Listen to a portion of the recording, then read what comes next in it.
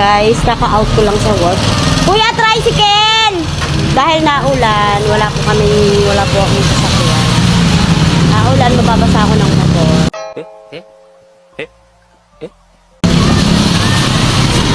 Kaya po yung tricycle.